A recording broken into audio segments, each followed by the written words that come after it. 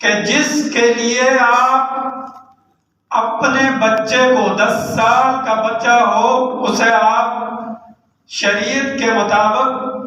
اسے آپ سزا دے کر اسے نماز کا حکم کر سکتے ہیں۔ ذرا ہم اور آپ اپنی زندگی کے اندر دیکھیں کہ ہم باقی چیزوں کے اندر سختی کرتے ہیں، لیکن جب اللہ کا حکم آئے وہاں ہم اپنی اولاد کے ساتھ، اپنے بھائیوں کے ساتھ کیا سلوک کرتے ہیں۔ بچہ اسکول نہ جائے، ماں بھی ڈانٹے گی، باپ بھی ڈانٹے گا، بھائی بھی ڈانٹے گا کہ بیٹا آپ اسکول کیوں نہیں گئے، لیکن جب بات اللہ کے حکم اور نماز کی آ جائے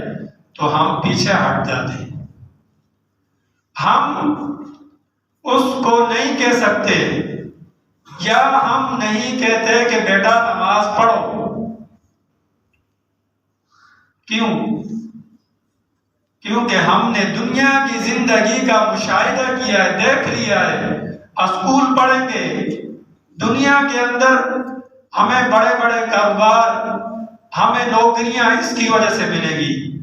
لیکن ہمیں ظاہر میں نماز پڑھنے سے ہم یہ سمجھتے ہیں کہ ہمیں کوئی فائدہ نہیں، لیکن کل قیامت کے دن سب سے پہلے جس چیز کا حساب کتاب ہوگا وہ نماز ہے۔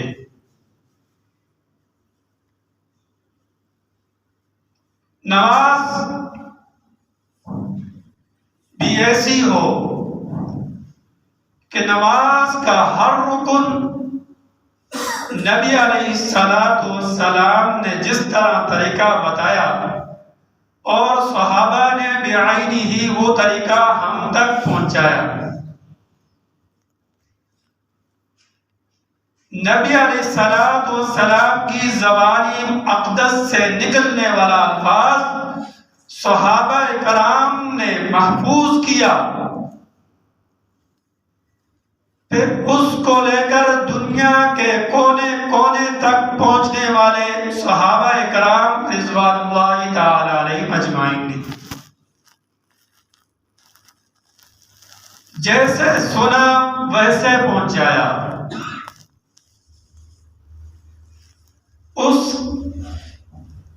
الفاظ کے اندر جو نبی علیہ السلام کے زبان اقدس سے نکلے تھے اس کے اندر کوئی کوتاہی نہیں۔ نبی علیہ السلام تو مکہ میں رہے یا مدینہ میں رہے، آج ہم دین اور نبی علیہ السلام کا حکم جو ہمارے پاس ہے یہ صحابہ کے صدقے ہے، یہ صحابہ اکرام کی قربانیاں ہیں جو نبی علیہ السلام کا حکم لے کر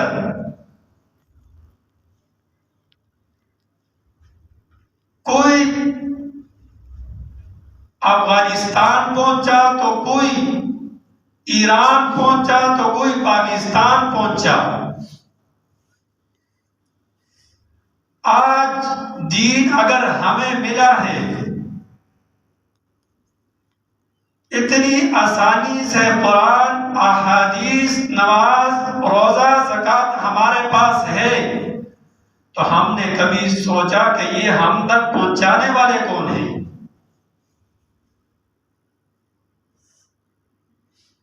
یہ صحابہ اکرام کی قربانیاں ہیں جنہوں نے اپنی اولاد چھوڑ دی، جنہوں نے وطن چھوڑ دیا، جنہوں نے گھر بار کاروبار سب کچھ قربان کر دیا صرف محمد رسول اللہ صلی اللہ علیہ وسلم کے دین کے لیے۔ تو یہ نماز صحابہ اکرام رضوان اللہ تعالی علیہم اجمعین نے جس طرح حضور صلی اللہ علیہ وسلم کی زبان اقدس سے سنی اس طرح ہمیں بتائی۔ حضرت خالد بن ولید رضی اللہ تعالی عنہ فرماتے ہیں کہ ہم حضور صلی اللہ علیہ وسلم کے ارد گرد جمع تھے۔ اتنے میں ایک شخص آیا اور اس نے نماز پڑھنا شروع کی۔ جیسے ہی اس نے نماز مکمل کی اور آ کر ہمیں سلام کیا،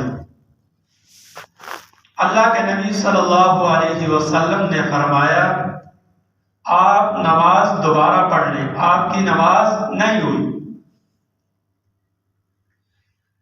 اس شخص نے دوبارہ جا کر نماز پڑھی،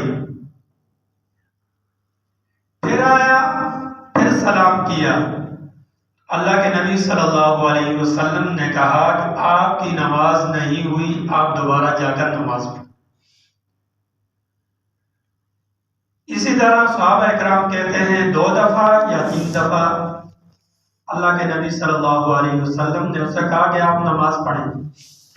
وہ شخص سوچنے لگا کہ میں نے نماز ادا تو کر لی ہے، آخر میرے نماز کے اندر کیا کوتاہی ہے، کیا ہے، کہاں کمی پیشی ہو رہی ہے۔ اللہ کے نبی صلی اللہ علیہ وسلم نے کہا کہ جس شخص نے اچھی طرح وضو کیا، سب سے پہلے نماز سے پہلے کیا کہ اچھی طرح وضو کیا، پھر اس کے بعد وضو کرنے کے بعد نماز اس طرح ادا کی،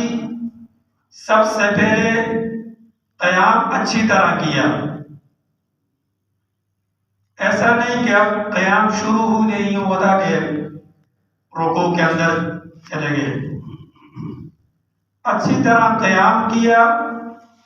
سب سے پہلے ثنا پڑھی، سورۃ الفاتحہ پڑھی، اس کے بعد جو قرآن مجید کا جو حصہ یاد تھا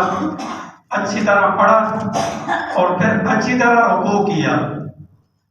رکوع کے اندر جب رکوع ادا کرتے ہیں تو اس طرح ادا کرنا چاہیے کہ ہر جسم کا ہر حصہ کو سکون مل جائے۔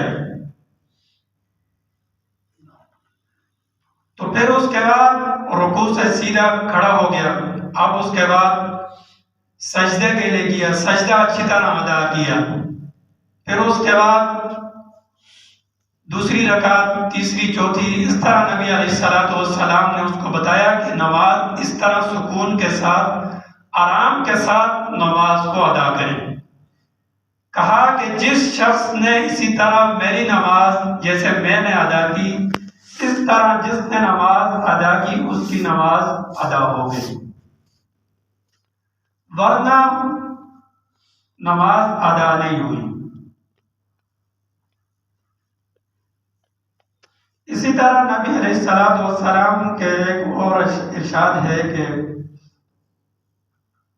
اگر نماز اچھی طرح ادا کی جیسا کہ ادا کرنے کا حق ہے، تو کہا یہ نماز انسان سے اوپر آسمان کی طرف جاتی ہے، روشنی، اس سے روشنی اور نور نکلتا ہے، اور یہ نماز قبر کے اندر انسان کے لیے ذریعہ نجات بن جاتی ہے۔ لیکن اگر نماز اس طرح ادا کی کہ بس ایک وقت تھا، نماز کا وقت ٹالنا تھا، یا جیسے کسی کے لیے ادا کر رہے ہیں، بس ایسے ہی ایک فرضیت کو اتارنے کے لیے آپ نے نماز ادا کی، تو کہا یہ نماز انسان کو بد دعا دیتی ہوئی آسمان کی طرف جاتی، بلکہ یہ نہیں، آگے کہا کہ یہی نماز ایک کالے کپڑے کی صورت میں لپیٹ کر انسان کے اس شخص کے منہ کے اوپر مار دی جاتی ہے۔ تو ہماری نماز اگر نماز